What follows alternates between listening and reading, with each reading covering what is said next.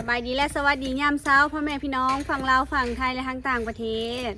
มื้อนี้ก็เป็นวันพระใหญ่วันศีลใหญ่พี่น้องสาวสุกากำลังเตรียมตัวจะลงวัดเนาะแล้วเบิดแล้วเนาะ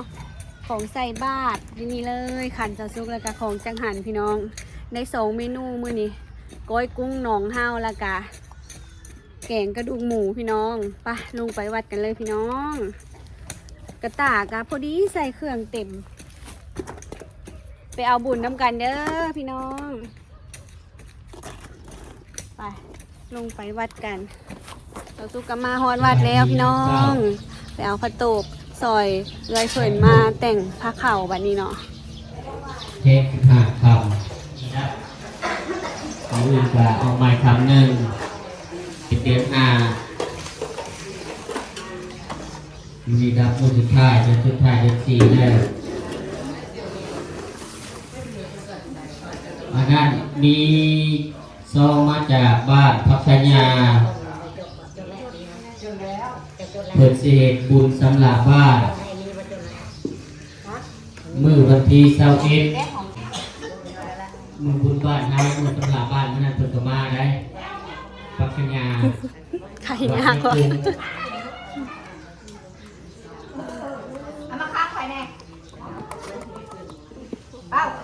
แกงใส่ตะนีเต่าโฮมือวันผิดเป็นมือไทยบาทร้อยทานย้ายกันคนละใบคนละซองขอแผ่ปัจจัยนำ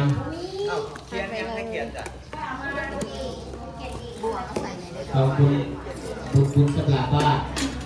ศิลวัดใหม่บ้านสมพัฒน์วิไลเด้อพี่น้องหรือว่ามักกะทายกเนาะมักกะทายกคนใหม่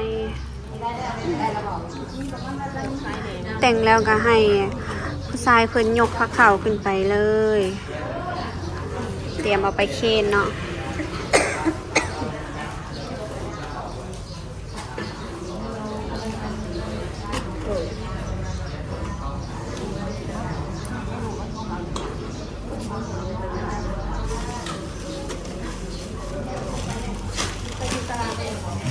หน่อยบุญสีญาคอยมาจงมาจับเอาด้วยเถินสาธุนำทอดใจเห็นผลเรื่องใสดีขอให้ทานนั้นทอละนี้จำเจอไม้ซื้อไว้ตรงนั้นกับทั้งในของท่านกลุ่มบนทั้งสี่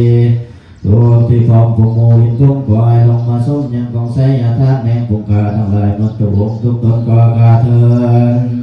หัวกาเศร้ากาสาปุงกาทั้งหลายได้เอาข่าวขาวใส่โอไล2 มือใบลงมาใส่บาตรวันนี้ให้เป็นทานขอให้เพิ่มกาลิวัฒน์และพี่น้องขอให้ได้เจาะกองฟ้าขึ้นสู่เมืองแจ้งขอให้ได้ก้อยแขนขึ้นมาถึงแจ้งแก้วกันว่าขึ้นนอนแล้วขอให้พบยังของเสียทานสัตตังตุมังคลังตุปะพัตังตุโมติตังตุปะโนตุโมตุโตตะตุยิตังตุมัจจาริตุปัฏฐากินังกายกัมมังวาจากัมมังปัฏฐากินังปัฏฐากินังมโนกัมมังปะนิทิเตปัฏฐากินาปัฏฐากินาวิกาตวานาระพันตักเตปัฏฐากิเนสาธุลักของเนไปเลยไก่ของร้านของแน่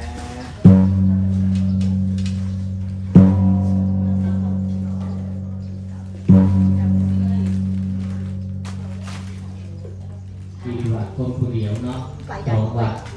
แล้วก็2 วัด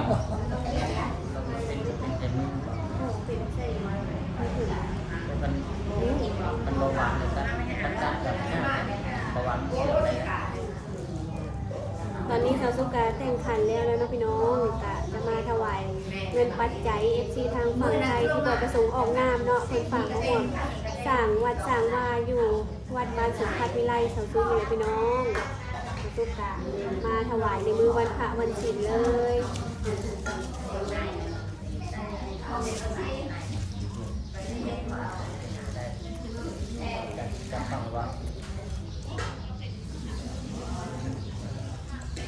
โบกประสงค์ออกน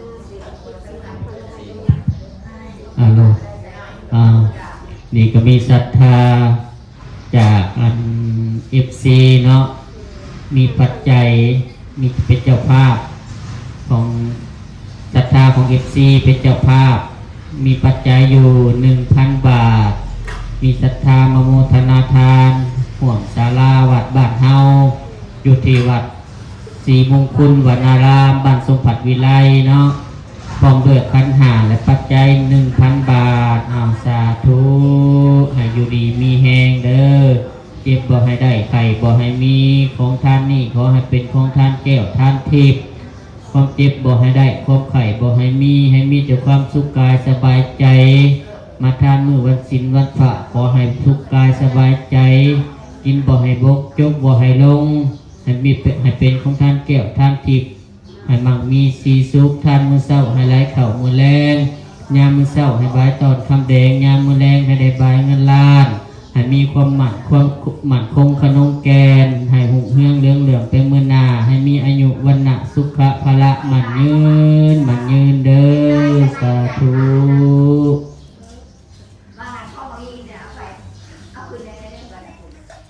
สาวสุกก็มาแต่วัดแล้วเด้อพี่น้อ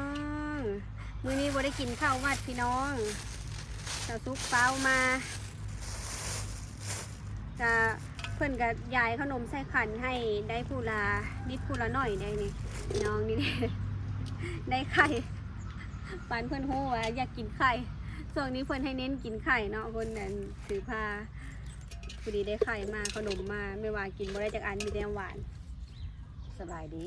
แม่กับมาลัดลูกซุกมาจะใส่บ้ากินได้แต่มันเข้าเราเห็นอยู่เสียงข้างในจับออกมามันเข้ากินได้เนาะไหมเนาะเจ้าขลอกพี่น้องมันหวานนะห้องท้องก่อนนะยังแซ่บอยู่หวานนะใจเข้มแต่ว่าใส่หวานนำผลเข้ม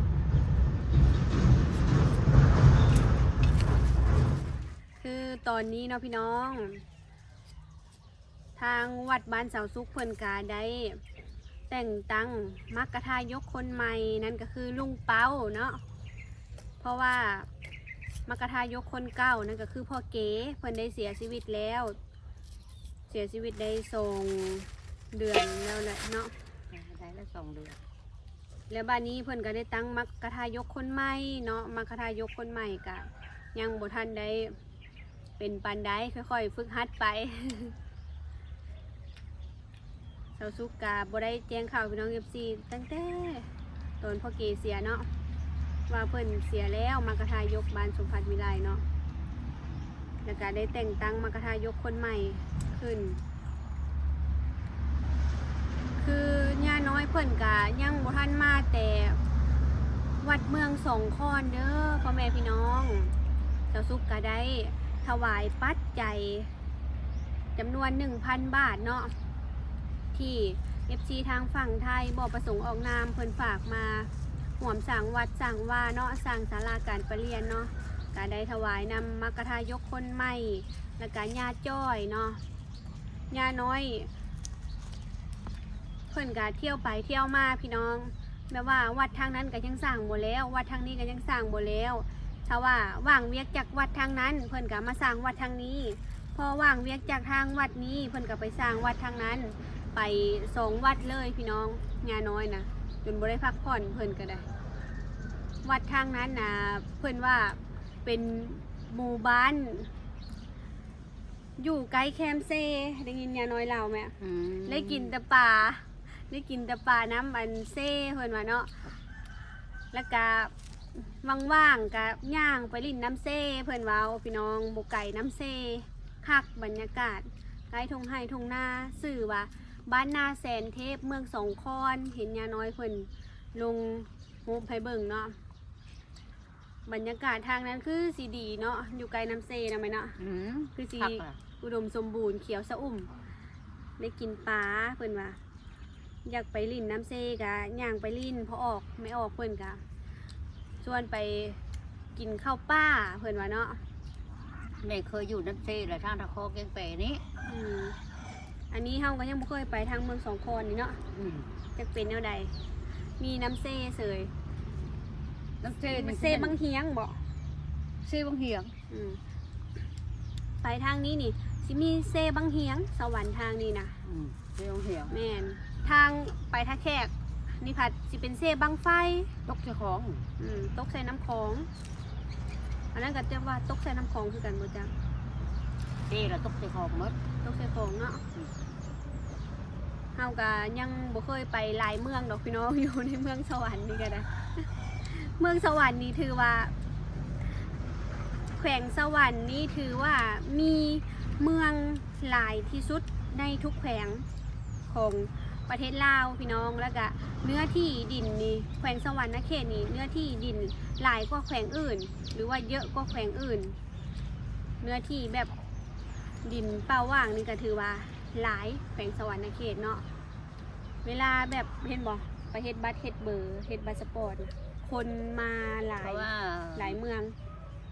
นางอิ๋วอ่านว่า14เมือง มี 14 ตัวเมืองหรือว่า 14 อำเภ ลู อก ว่างบัตรแขกผัด4หัวเมือง บัวทะแขกไส้บัวทอง บัวละพาทะแขกหนองบก หินบูน เออ แล้วก็ บ่สั่งสบันเลยค่ะสบันหลายกว่าม หาไส้ทะแขกแข็งขมวนกับหลายเมืองคือกันเนาะ รุดเมืองสวรรค์ เมืองมันมีเมืองเพิ่มขึ้นมาอีกดิเมืองคูนคำอีกดิ อืม อืม แขวงสวรรค์14หัวเมือง ส่วนแขวงสวรรค์นี่ แขวงแทนก็นี่ครับ เป็นแขวงที่มีเนื้อที่หลายแล้วก็เฮ็ดให้มีหลายตัวเมือง หรือว่าหลายอำเภอเนาะพี่น้อง ดินก็ยังกว้างหลาย ดินก็ยังกว้างเขาเจ้าแบบซ้ำสิปลูกพังหั้นนะดินไผมีหั้นนะพี่น้องเขาเจ้ามักปลูกอ้อยแขวงสวรรค์เนาะส่งเข้าโรงงานน้ำตาลแล้วก็ไผที่ว่ามีดินงามๆเนี่ยเขาเจ้าก็ปลูกยางพารากินยาวนานเนาะแต่ว่าปลูกยางพารานี่มีความเสี่ยงแหมมีแต่ไฟไหม้ลามมาแล้วต้นยางตายไปแต่อีต้นเขาเจ้าจนห้องเป็นไห้ ไฟไหม้จนว่าท่วมหัวและไฟไหม้ยังเหลือนิดหน่อยเดียว เพื่อชาวสวนเพื่อนสิดูแลเนาะพี่น้องจนใหญ่จนงามจักใส่ปุ๋ยจักเสียยุกเสียหญ้ามาแล้วผัดไผ่ไหม้ผัด พ ว่า อ เนาะ เข้าอยู่หันละไหม้ลดได้สวนมันใบอย่างลาล่น ลุกเบลเลยคันใหม่เนี่ยมันตายพี่น้องอย่างพารานะเขาเจ้าว่ามันบ่มีน้ำยางคันว่ายังอยู่กะได้ยินเขาเจ้าเว้าได้อันนี้กะแม่นหมดเนาะพี่น้องเน ไหม้แล้วแห้งลดได้กาบมันแห้ง คือว่าดูแลยากเติบอยู่เนาะมาแล้วผัดถึกไผ่ไหม้ผัดมันได้ลามนี่ลามไหม้เบิดสวนเลยพี่น้องก็เป็นโทษผู้ใดที่ว่าไปจูดเนาะถ้าว่าจับได้หลายท่านอย่าแต่จับได้หลายบ่ทันนี่แหละพี่น้องบ่ฮู้ว่ามันลามมันจะใส่นะกันอยู่ใกล้ๆนี่แหละสวนหมู่น้องน้อยเลย ไฟไหม้ ไผ่ใหม่เห็นถ่ายลงเป็นเพื่อนในเฟซกันนี่แหละเพื่อนก็จนห้องจนหายไหม้เบิดเถียงไหม้เบิดตูบ เพราะเนาะจักมาทางไหนไฟก็ได้ หลังจากไหม้แล้วกาเพื่อนก็ไปซื้ออันปูนขาวมาทาอ้อมๆต้นผู้หัวาแก้อย่างกัน มาทาไม้ตีนต้นเพื่อนไว้นะพี่น้อง เจ้าว่าก็ ให้มันเย็นบ่ไม่ว่าอยู่ไหนเนาะ ยัดให้มันเย็นเนื้อ ให้มันเย็นให้มันขึ้นบ่ ปูนนั่นแหละมันเป็นดินผ่าดินพูมันเย็นเหรอ ไม่ส่วนหมู่นกน้อยนี่แหละบักของกวางต้นยางนี่น่าจะโบรุษ5 ปีแล้วต้นยางซาเบิงใหญ่งามเลยได้ไปอีกต้นผู้อันที่เพิ่นถือไฟไหม้สวนยางนี่เนาะมื้อนี้ก็ได้ไปทำบุญแล้วก็สบายอกสบายใจเนาะพ่อแม่พี่น้องมื้อนี้ก็ให้พ่อแม่พี่น้อง FC ได้บุญนำกันเบิดสุขูสุขคนเด้อเนาะแล้วก็ขอบุญขอบคุณผ่านผู้ใหญ่ใจดีที่ฝากมาห่วมทำบุญสร้างศาลาการประเรียนเด้อขอให้เพิ่นและครอบครัวอยู่ดีมีแห้งอายุมันขวัญยืนเด้อ ให้มีความสุขกายสบายใจเด้อมาสร้างตลาดการเปลี่ยนอยู่บ้านไม่ว่าเด้อให้งวดที่หน้าให้ถือรางวัลหลายๆกว่านี้เด้อ6 ล้านบาทเด้อสาธุ สำหรับคลิปนี้ขอตัวลาไปก่อนเด้อพ่อแม่พี่น้องเป็นกำลังใจให้ครอบครัวสะสุขด้วยกันบ่ข้ามโฆษณาเด้อสบายดี สบายดี บาย